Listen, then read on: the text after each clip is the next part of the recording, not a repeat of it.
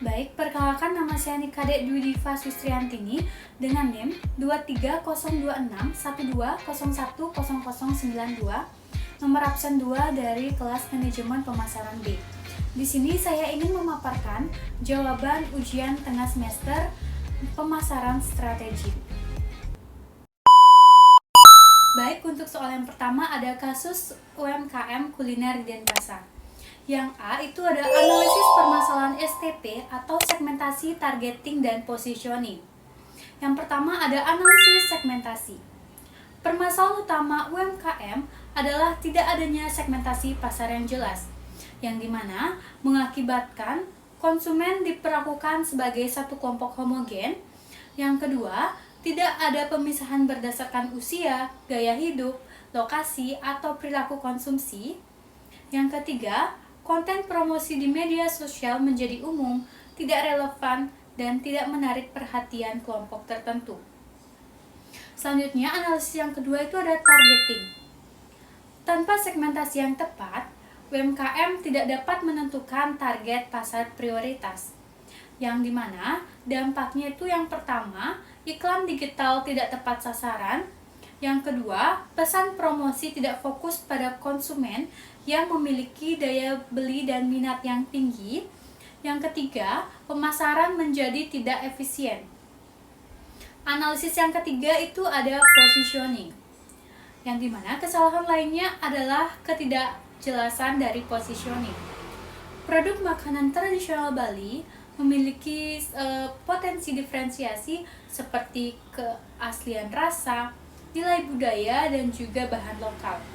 Namun, UMKM tidak memanfaatkan kelebihan tersebut sehingga tidak memiliki citra yang menonjol dibandingkan dengan pesaing.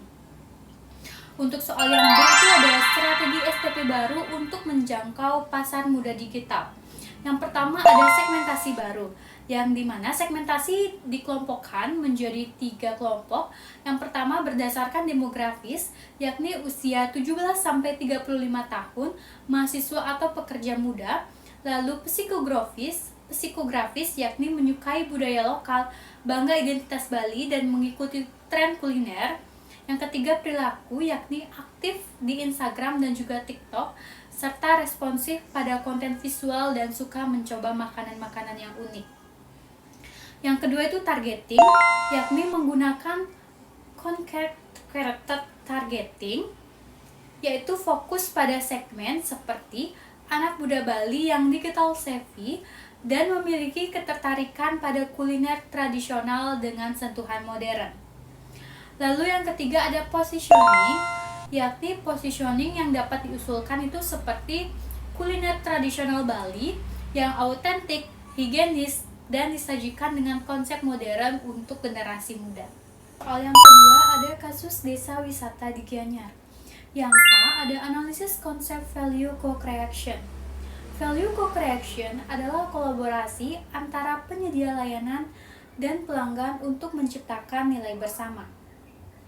Dalam kasus desa wisata, wisatawan berpartisipasi langsung membuat kerajinan tradisional, yang dimana masyarakat lokal itu menyediakan seperti keahlian, budaya yang bermanfaat bagi wisatawan untuk menambah kreativitas, waktu, dan pengalaman personal.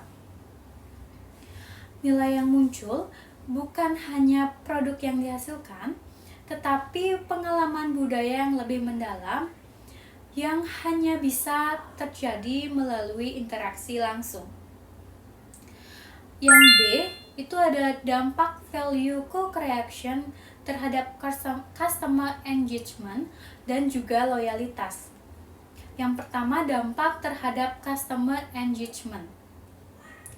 Co-creation meningkatkan engagement karena yang pertama itu wisatawan merasa aktif atau bukan hanya penonton. Yang kedua, pengalaman menjadi lebih personal. Yang ketiga, ada interaksi sosial yang bermakna dengan masyarakat lokal. Yang selanjutnya itu adalah dampak terhadap loyalitas. Co-creation menciptakan loyalitas melalui yang pertama ada ikatan emosional terhadap desa wisata. Yang kedua, pengalaman unik yang sulit digantikan. Yang ketiga, kebanggaan menghasilkan karya sendiri. Dan yang keempat, peningkatan niat untuk kembali dan merekomendasikan pengalaman kepada orang lain.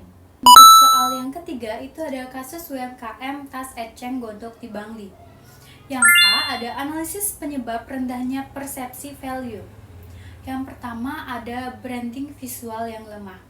Kemasan sederhana dan foto produk kurang menarik yang membuat produk terlihat tidak premium. Yang kedua, tidak ada diferensiasi yang jelas, yang dimana meskipun berbahan eco-friendly yang unik, nilai tersebut tidak dikomunikasikan secara efektif. Yang ketiga itu ada kurangnya storytelling, yang dimana konsumen tidak mengetahui budaya lokal, proses handmade, atau manfaat lingkungan. Selanjutnya ada pesan value proposition tidak jelas, yang dimana konsumen tidak merasa produk memiliki nilai lebih dibandingkan dengan produk tas lain. Lalu untuk soal yang B, itu ada strategi komunikasi value proposition.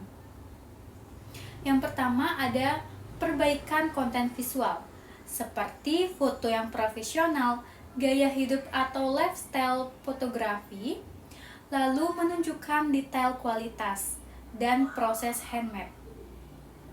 Lalu yang kedua itu ada storytelling, yang dimana seperti cerita pengrajin lokal, proses anyaman, atau makna eceng gondok sebagai bahan yang ramah lingkungan. Lalu yang ketiga itu ada kemasan berkualitas, yang dimana desain estetis dengan sentuhan motif Bali tetap menggunakan bahan yang ramah lingkungan. Lalu untuk selanjutnya itu ada soal yang C, itu ada rekomendasi strategi sebagai konsultan pemasaran.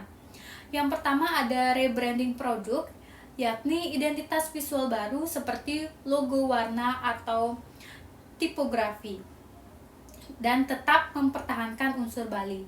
Yang kedua ada optimalisasi media sosial, yakni fokus pada Instagram dan juga TikTok, membuat konten before after atau behind the scenes dan profil pengrajin.